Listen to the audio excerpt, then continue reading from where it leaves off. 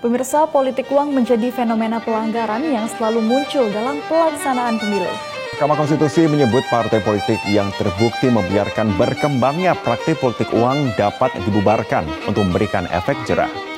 Saudara, money politik atau politik uang kerap terjadi di setiap momen pesta demokrasi.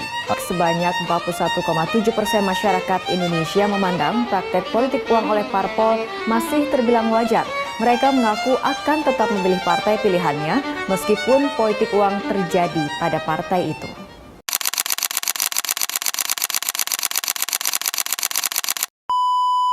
Kalau kita lihat, dari beberapa pemilu yang ada di Indonesia, masih sering kita jumpai adanya praktik politik uang. Misalnya, ada calon yang memberikan uang dan bantuan kepada masyarakat agar dirinya terpilih. Padahal, Indonesia adalah negara demokrasi, di mana masyarakat secara bebas dan jujur bisa memilih pemimpinnya tanpa adanya tekanan dan iming-iming. Masalah seperti ini menunjukkan bahwa meskipun sistem sudah diatur dengan baik, dalam praktiknya masih banyak tantangan yang terjadi di lapangan. Nah, dari sini muncul pertanyaan, kenapa hal seperti ini masih bisa terjadi dan sebenarnya siapa sih yang mengatur semua sistem ini? Jawabannya ada dalam hukum tata negara.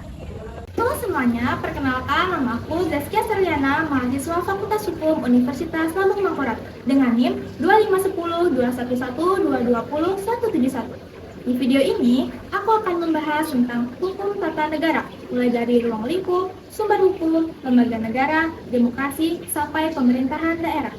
Dan dengan memahami ini, kita tidak hanya menjadi warga negara biasa, tapi juga menjadi warga negara yang paham akan sistem. Apa sih hukum tata negara itu? Hukum tata negara adalah cabang hukum yang mengatur tentang bagaimana suatu negara dibentuk dan dijalankan. Ruang lingkupnya mencakup lembaga negara seperti presiden, DPR, dan lembaga peradilan, serta bagaimana mereka menjalankan kewenangannya. Selain itu, hukum tata negara juga berkaitan dengan hukum administrasi negara. Kalau hukum tata negara mengatur siapa yang memiliki kewenangan, maka hukum administrasi negara mengatur bagaimana cara menjalankan kewenangan tersebut. Hukum tata negara juga berhubungan dengan ilmu negara dan ilmu politik, karena keduanya sama-sama membahas tentang negara, tapi dari sudut pandang yang berbeda. Dengan memahami ruang lingkup ini, kita bisa mengetahui bagaimana kekuasaan dibatasi agar tidak terjadi penyalahgunaan, karena dalam sebuah negara, kekuasaan yang tidak dibatasi bisa menimbulkan ketidakadilan. Sekarang kita masuk ke poin yang kedua, sumber-sumber hukum tata negara. Sumber hukum adalah dasar terbentuknya suatu hukum. Dalam hukum tata negara, sumber hukum terbagi menjadi dua, yaitu sumber material dan sumber hukum formil. Sumber hukum formil di Indonesia yang paling utama adalah Undang-Undang Dasar 1945. Selain itu, ada juga undang-undang, peraturan pemerintah, dan peraturan daerah. Indonesia juga memiliki hierarki peraturan perundang-undangan. Artinya, peraturan yang lebih rendah tidak boleh bertentangan dengan peraturan yang lebih tinggi. Hal ini juga sejalan dengan asas hukum, yaitu lex superior derogat legi inferiori. Asas ini berarti bahwa peraturan yang lebih tinggi kedudukannya akan mengesampingkan peraturan yang lebih rendah. Jadi, jika ada peraturan di bawah undang-undang yang bertentangan dengan Undang-Undang Dasar 1945, maka yang harus diikuti adalah Undang-Undang Dasar 1945 sebagai hukum tertinggi. Contohnya, jika suatu peraturan daerah bertentangan dengan undang-undang, maka peraturan tersebut dapat dibatalkan. Asas ini sangat penting untuk menjaga agar sistem hukum tetap teratur dan tidak saling bertentangan. Dengan adanya asas ini, sistem hukum menjadi lebih jelas dan tidak menimbulkan kebingungan dalam penerapannya. Sekarang kita masuk ke poin yang ketiga, tentang lembaga negara. Kalian tahu nggak sih apa itu lembaga negara?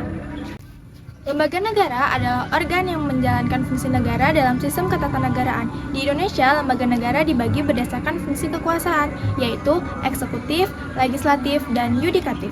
Lembaga eksekutif dijalankan oleh presiden yang berperan sebagai kepala negara sekaligus kepala pemerintahan. Lembaga legislatif dijalankan oleh DPR yang memiliki fungsi utama dalam pembentukan undang-undang.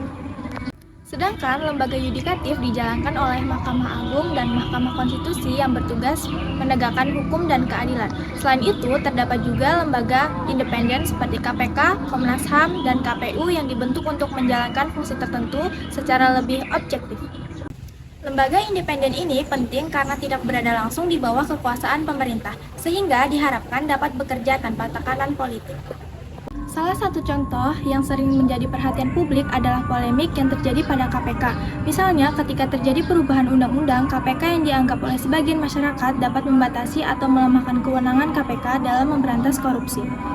Dari kasus ini, kita bisa melihat bahwa dalam sistem ketatanegaraan, antar lembaga negara tidak bekerja secara terpisah, tetapi saling berkaitan. Disinilah pentingnya sistem check and balance, yaitu mekanisme yang mengawasi antar lembaga agar tidak terjadi penyalahgunaan kekuasaan. Namun, dalam praktiknya, sistem ini tidak selalu berjalan dengan sempurna, karena adanya kepentingan politik atau kekuasaan.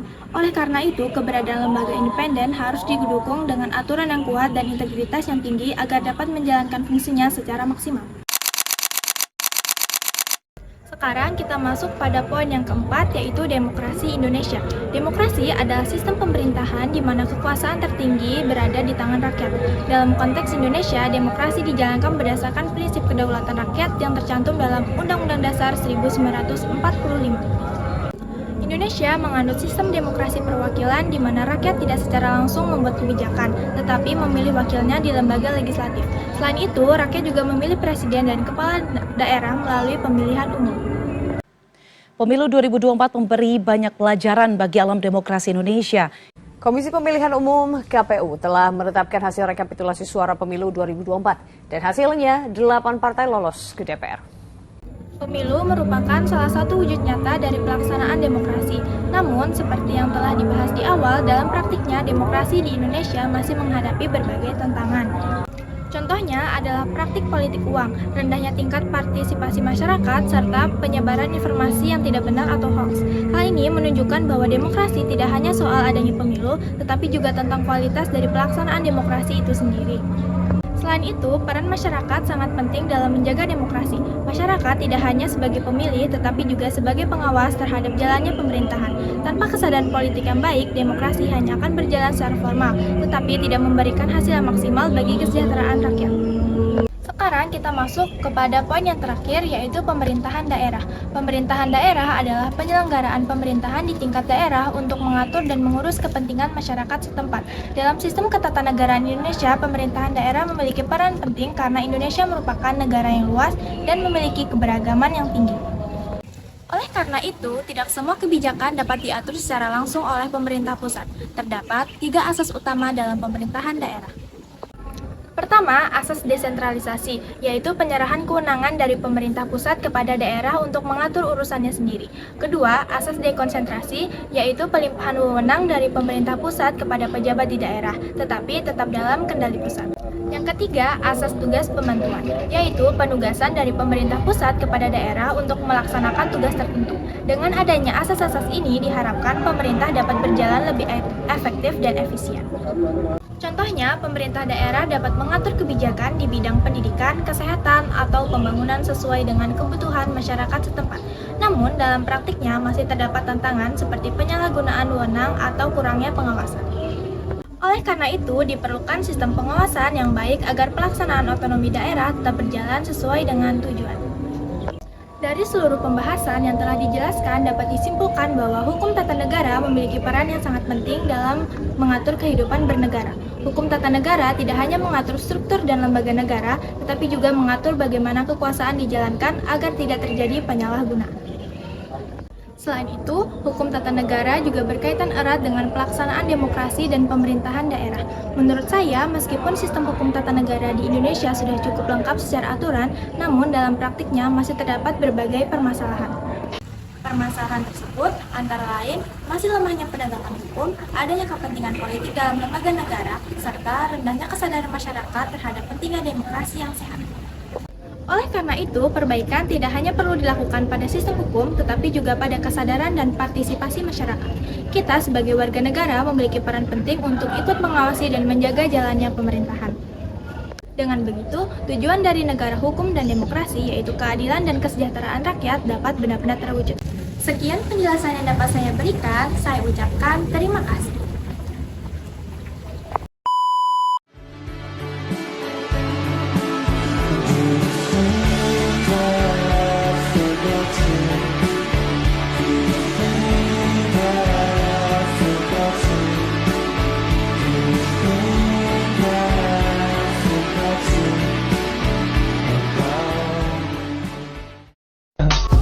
I just had to let you know you're